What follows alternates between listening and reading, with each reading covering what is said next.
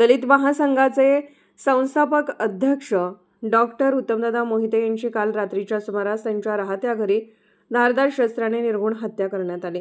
Doctor उत्तम मोहिते यांचा काल वाढदिवस दिवसभरात मोठ्या उत्साहाने साजरा करण्यात येत होता। रात्रीच्या सुमारास काही गुंड प्रवृत्तीच्या लोकांनी पूर्व वैमनस्यातून त्यांच्या घरावर दहशत माजवत त्यांचा निर्घृण खून केला। यावेळी उत्तम मोहिते हे रक्ताच्या थारोळ्यात कोसळले होते। डॉक्टर उत्तम मोहिते यांनी आंबेडकरी चळवळीच्या माध्यमातून अनेक दलित उपेक्षितांना न्याय मिळवून देण्याचे काम करत होते।